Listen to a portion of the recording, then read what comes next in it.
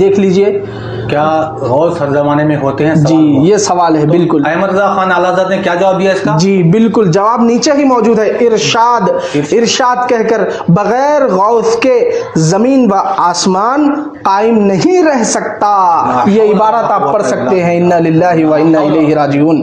بالکل بالکل قرآن کے سیدھا خلاف ہے. بالکل حالانکہ رب کے کلام میں موجود ہے. جی سورۃ الفاطر سورہ نمبر 35 آیت نمبر 41 ہے. جی مالک فرماتا ہے ان اللہ یمسک السماوات والارض، بے شک وہی اللہ ہے جس نے زمین اور آسمان کو تھامے ہوئے ہے. السلام علیکم ورحمۃ اللہ وبرکاتہ. نحمده ونصلی ونسلم علی رسولہ الکریم. سیدی اعلیٰ حضرت امام احمد رضا رحمۃ اللہ علیہ کا ایک قول جو الملفوظ شریف میں ہے کہ سوال یہ ہوا کہ کیا غوث ہر زمانے میں ہوتے ہیں؟ غوث اولیاء کی ایک کیٹیگری ہے، جیسے ابدال ہے، قطب ہے. غوث بھی ایک اولیاء کی کیٹیگری ہے، یعنی اللہ کے دوست. تو سیدی اعلیٰ حضرت نے ارشاد فرمایا کہ اگر غوث نہ ہو تو زمین و آسمان یہ تباہ ہو جائے، اس طرح کا مفہوم بتایا ہے. اب اس کو لے کر ایک ہنگامہ کہ دیکھو اللہ نے تو فرمایا کہ اللہ تعالیٰ ہی زمین و آسمان کو قائم رکھنے والا ہے، تو غوث کے بغیر یہ کیسے ہلاک ہو سکتا ہے؟ یعنی غوث ہو تبھی قائم رہ سکتا ہے، یہ تو شرکی عقیدہ ہے. اس طرح کی باتیں کرنے والے دراصل نہ قرآن پڑھے ہیں، نہ حدیث پڑھے ہیں، نہ تفسیر پڑھے ہیں. قرآن کریم ویری ایکسپلیسٹ سورۃ البقرہ آیت نمبر 251 وَقَتَلَ دَاوُودُ جَالُوتَ وَآتَاهُ اللَّهُ الْمُلْكَ وَالْحِكْمَةَ وَعَلَّمَهُ مِمَّا يَشَاءُ وَلَوْلَا دَفْعُ اللَّهِ النَّاسَ بَعْضَهُم بِبَعْضٍ لَفَسَدَتِ الْأَرْضُ. جس کا مفہوم یہ کہ اللہ تعالیٰ اگر بعض بندوں کے ذریعے بعض لوگوں کی پریشانی، مصیبتوں کو، تکلیفوں کو دور نہ فرماتا تو زمین ہلاک ہو جاتی. یہ نص قرآن ہے. اب اس آیت کی تفسیر پڑھیں گے تو اس پر کئی معنی ملیں گے اور کچھ حدیثیں آپ کو ملیں گی، لیکن میں ایک حدیث کی طرف آپ کی توجہ دلانا چاہوں گا. اس حدیث پاک کو امام طبرانی نے نقل فرمایا، جن کا وصال ہجری 360 میں ہوا، 1100 سال پہلے کے بزرگ. امام حیثمی رحمت اللہ علیہ نے نقل فرمایا، یہ بھی پرانے بزرگوں میں سے ہیں، اور بھی بزرگوں نے اس روایت کو نقل فرمایا ہے. ابن تیمیہ کا شاگرد حافظ ابن کثیر نے اپنی تفسیر ابن کثیر میں اس آیت کریمہ کے تحت کچھ حدیثوں کو نقل کیا ہے. ان میں سے ایک حدیث یہ ہے، اور خاص کر بزرگوں کا نام پیش کرتا ہوں تاکہ کوئی اعلیٰ حضرت کو مشرک اس بنا پر کہتا ہے تو ان بزرگوں کو پہلے مشرک ہے. کن کو؟ امام ابن حجر حیثمی کو، امام طبرانی کو، اور حافظ ابن کثیر کو.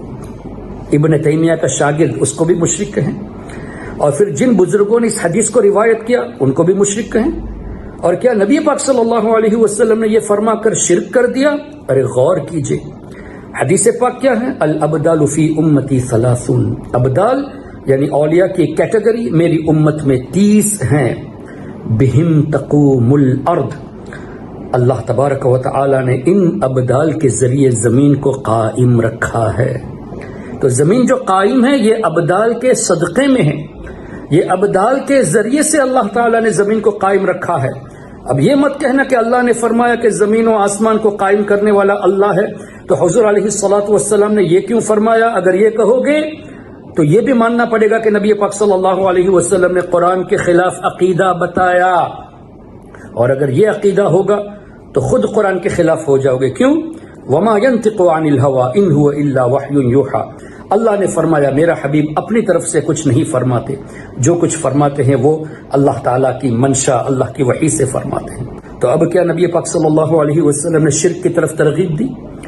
کیا پتہ چلا؟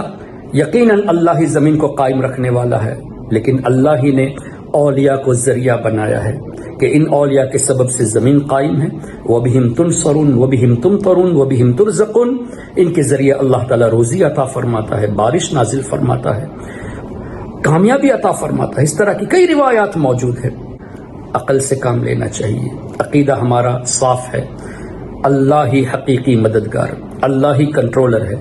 لیکن اللہ تبارک و تعالی نے اپنے فضل سے اپنے بندوں کو یہ طاقتیں عطا فرمائی کہ ان کے ذریعے اللہ تعالیٰ مدد بھی فرماتا ہے، اور انہی کے سبب سے اللہ تعالیٰ نے زمین کو قائم رکھا ہے.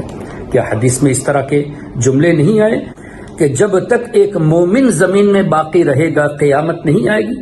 تو کیا پتا چلا جب تک مومن ہے زمین قائم ہے، اور مومن کو اللہ نے اٹھا لیا پھر زمین کو ختم ہونی ہے۔ تو اس حدیث سے بھی یہ پتا چلا عقل سے کام لینا چاہیے۔ اللہ تعالیٰ عقل سلیم عطا فرمائے۔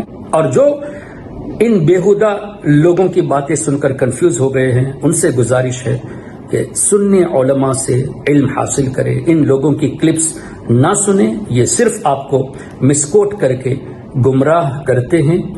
قرآن کو پیش کر کے قرآن کے خلاف، حدیث کو پیش کر کے حضور کے فرامین کے خلاف آپ کو یہ مائل کرتے ہیں، جس کے سبب سے آپ بھی گمراہیت کی طرف جانے لگتے ہیں۔ اللہ تعالی ہم سب کی حفاظت فرمائے، آمین۔ والسلام علیکم ورحمۃ اللہ۔ اگر آپ نے ابھی تک ہمارا چینل سبسکرائب نہیں کیا تو ہمارے چینل کو سبسکرائب کر لیں